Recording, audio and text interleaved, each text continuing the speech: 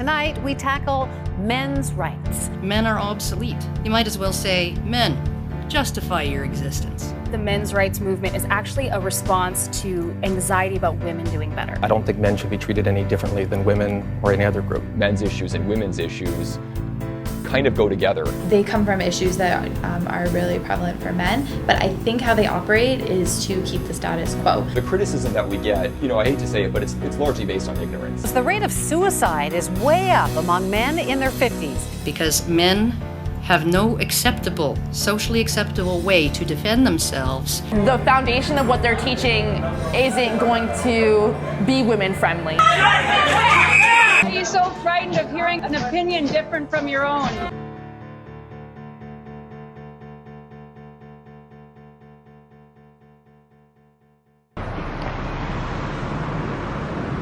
Well, I think the issues that we take on are extremely important. Some of them are life and death issues. We have a number of programs that we offer throughout the week, the Legal Aid Clinic, the Peer Support Group, and we're starting a fathering program, so they all take place in the main area here. And then we do one-on-one counseling and therapy. Suicide, for example, is clearly a life and death issue. That is a major epidemic within men's health. And so many of the issues we take on are important, but they don't get a lot of attention. They don't get the kind of social service support that they really are due. Justin Trottier started the Canadian Association for Equality in 2010.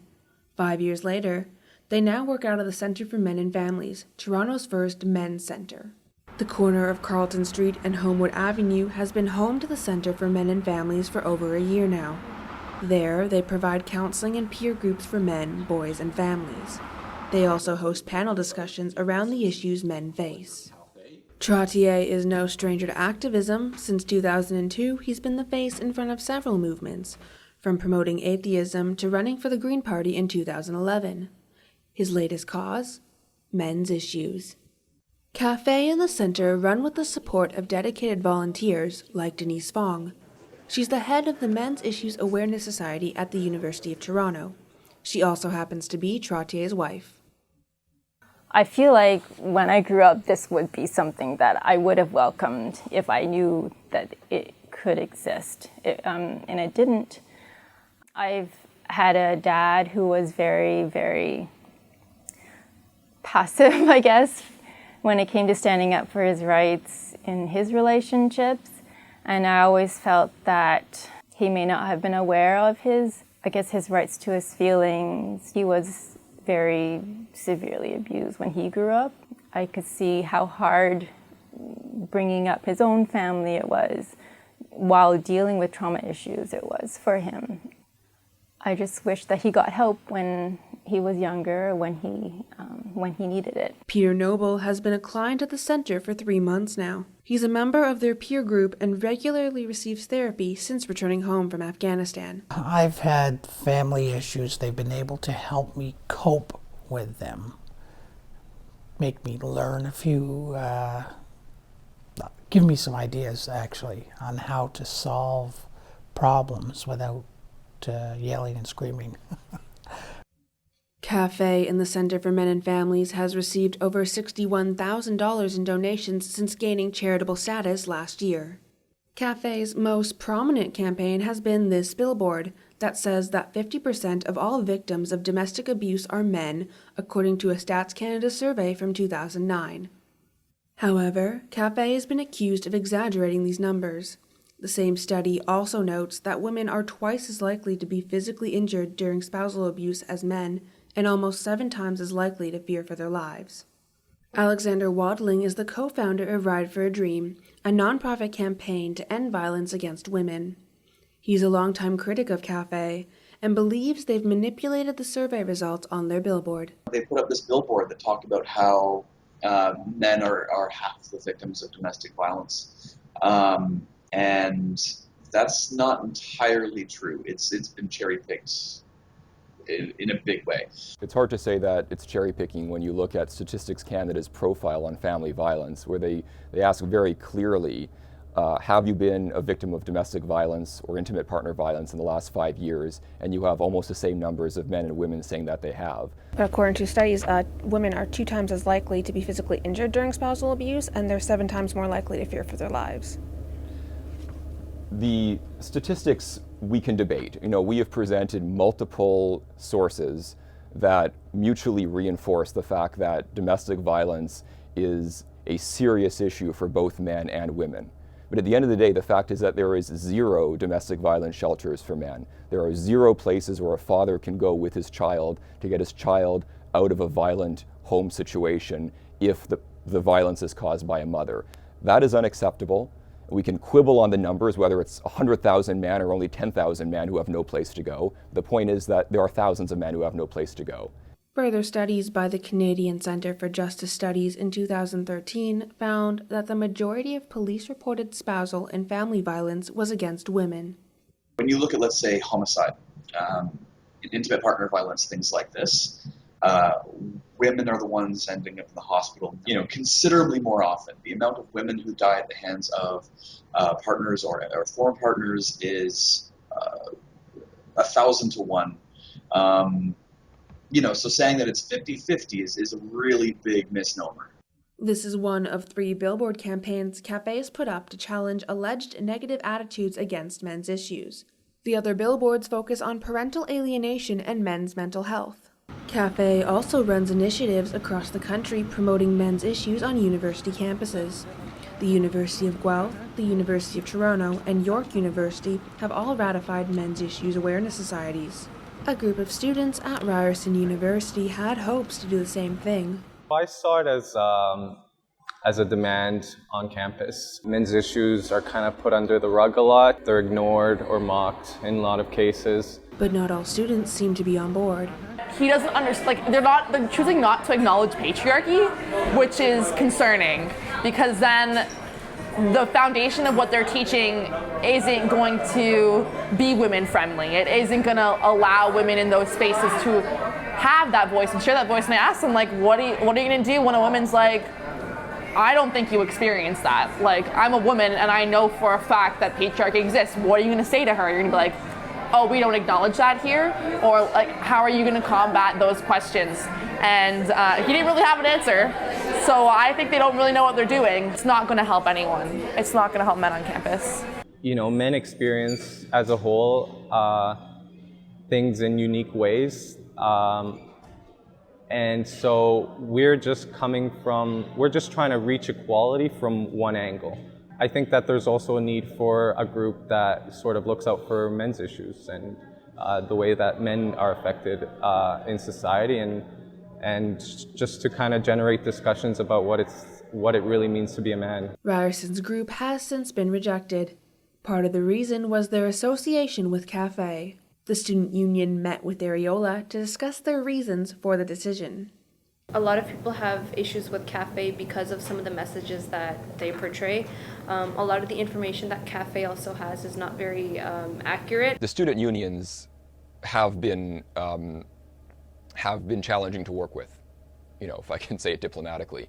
This isn't the first time a men's issues group at Ryerson has faced this kind of controversy. 2 years ago, another men's issues group tried to start up on campus. Much like Areola, they were also denied because of an association with CAFE. After the first rejection, executives at the student union were threatened with violence online. Trottier says that CAFE denounces any and all forms of violent behavior. We are an anti-violence organization through and through. Anybody who has explored what it is that we do, what it is that we stand for, has spent any time on our website, any time in this center, which is a safe space, by the way, has worked with us in any way, knows it's not true, simply knows it's not true. These guys that I see, some of them, I look at them and I think, good grief, they should be locked away. But stating that at least they get a place to come to and scream, rant, and rave, and get it off their chest. Otherwise, they'd probably go home and beat their wives, beat their kids. It's hard to say. It's hard to say what they do. A feminist group on campus has also raised concerns about CAFE. I think that would have created a very unsafe space for students. We have had students reach out to us, including sexual assault survivors, that have said, I've stopped coming to my classes because I'm scared. The concern doesn't come from just students, though. CAFE has also been banned from Pride Toronto for the past 2 years. In a statement, Pride Toronto organizers said that the group was banned due to a high number of complaints filed by Pride participants. You know, you'll have to talk to Toronto Pride. I don't understand. I really don't understand. They said that CAFE, as an organization and through its affiliation with men's rights groups, contravenes Pride Toronto's vision to create a safe space and engage communities in the celebration of their sexuality. Unfortunately, there are some people out there for whom it's more important to be pure to their ideological commitments than it is to get help for people who badly need it. Who are these people? I'm not gonna name names, but you won't have trouble finding who some of these critics are that I'm referring to. I think that they are inherently problematic for a good many reasons. And what concerns me is among other things, how they've appropriated a lot of equitable language, or how they've used a lot of social movement language to try and look credible. CAFE first received charitable status in March 2014 from the CRA, allowing them to run campaigns and issue tax receipts for donors. CAFE's approval rested on the listing of 3 prominent women's and gay rights groups as participants in panel discussions. Almost a month after receiving charitable status, a Now magazine investigation alleged that none of these groups were ever affiliated with CAFE to begin with. We had conversations with all the groups that were named in that application. The conversations had just been beginning, and the application was put out, and those groups signaled soon after that they didn't want to work with us, so we made relationships with other organizations. Isn't it a bit strange, though, that there were 3 listed and all 3 say they do not want to associate with your group? That's not that strange. We have had a number of groups that are actually working with us on projects, and then as soon as there are campaigns to embarrass them for doing that, they suddenly decide that they've never heard of us or they don't want to have anything to do with us. I don't want to suggest that we were about to do an event with them. No, we weren't that far along, but they were certainly conversations in that direction. So they agreed to be partner organizations? They agreed to continue the conversation. Yeah, they were open to continue the conversation. And they were informed that they were going to be listed on the CRA application? Honestly, I don't remember if I told them that. No. That's not that unusual, guys. I've done this 4 times. When you talk about future programs that you want to do for your potential future charity, you're just proposing future programs. You're not stating that these are things you're actually doing. The only reason this is at all controversial is because our organization's controversial. Anything we do is misinterpreted, is looked at in the worst possible light, we're never given the benefit of the doubt. So the idea that we kind of bamboozle the government like they didn't know what they were getting into, I find that offensive. I find that offensive because it comes from people who can't imagine that a men's health organization could meet the public interest test. Because to be a charity, you have to show that you're in the public interest. So there are people who think there's no way that a group that talks about suicide or parental alienation or boys' education could be in the public interest. Therefore, they must have deceived the government to get charity status. The Women's Legal Education Fund was one of those organizations. I'm afraid nothing has changed at all. We are still not involved with them. We never were involved with them, and nothing has changed since Now did that article last year. Had they ever contacted you before they put your name on that application? No. So they had never contacted you at all?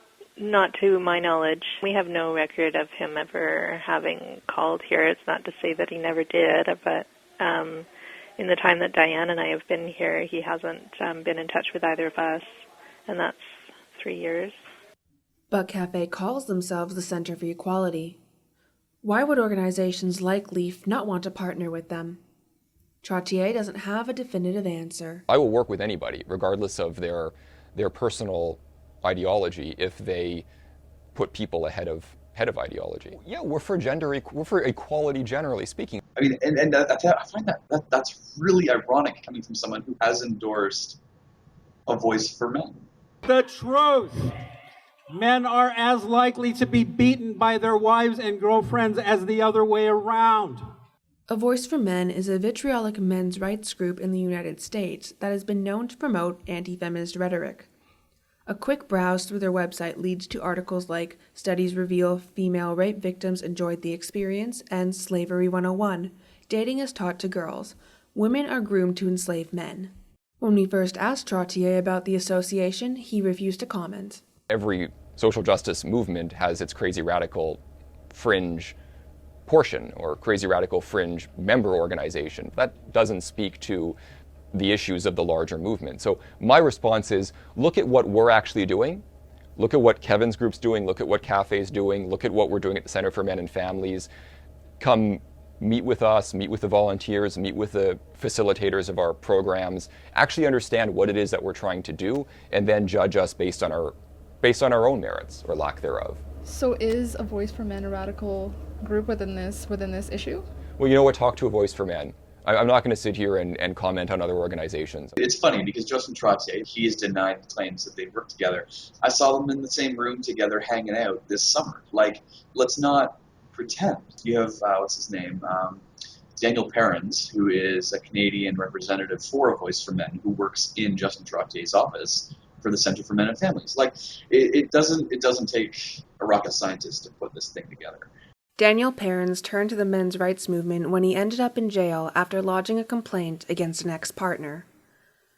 "I should have killed that bitch 5 years ago," he admitted in articles, adding, "I'd be out by now." His newfound social activism led him to A Voice for Men and eventually Cafe. Well, he's served on various committees. He was on our board for a year. He's quite involved on social media. He's been involved in our events.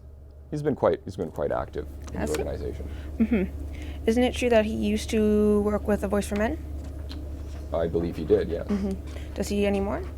I really don't know. I don't follow the comings and goings of the hundreds of volunteers that work at our organization. We also, by the way, have volunteers that work for feminist organizations too. So I don't really know what to conclude from that. As well as we have probably dozens and dozens of individuals who work for many social justice causes, gay rights causes, environmental causes, feminist causes, and yes, men's issues causes. Sure, you can point to one person out of 1,000 who was involved in a men's rights association, but I'm not sure that you can draw much in the way of a pattern from that. Well, do you support what A Voice for Men does? I support what Cafe does. I support what the Center for Men and Families does. I don't really know what A Voice for Men does. I don't spend my time worrying about the activities of groups that I have no association or affiliation with. So I can't really offer you an informed opinion on A Voice for Men. But people are protesting Cafe and things like that because of associations with A Voice for Men. Because they have a vested interest in conflating us with organizations that they can more easily target. Then shouldn't you have a vested interest in learning about these organizations and proving that you do not have an association? For the sake of these opponents who have no interest in informing themselves about us? No. People who want to maintain their ignorance about what we actually do, I don't really have any interest in spending time on those groups. I'm going to spend time providing therapy and peer support and legal assistance and fathering programs and employment assistance and putting up billboard ads to raise serious conversations about serious issues that are getting neglected. That already occupies a full day's work for me every day. I have no other time to spend worrying about what other groups are doing or what irrational critics of ours think. But if you want to inform everyone, shouldn't you try to debunk you have to pick your battles. And I focus on providing core mental health programs for people who need it. I think we're doing a pretty good job. I think that they think they're doing what they think is best, as I think that Hitler did. Not that I'm saying that they're Hitler, but that's the thing, right? I think that people believe that they're doing what they think is best given the circumstances. In an email, A Voice for Men's founder Paul Elam claims he is an avid supporter of Cafe's work, but denies any official or unofficial affiliation with the group. And the law has decided, the law by feminist legal theorists. But Cafe has repeatedly invited A Voice for Men associates and supporters to speak at their events. These supporters include Janice Fiamengo and Karen Strawn, who once said that abused women regularly demand the abuse they receive, but that many of them also get some sort of sexual charge from it. Whether implicitly or explicitly, I'm sorry, but A Voice for Men is a full-on hate group, and Cafe is the diet version of that.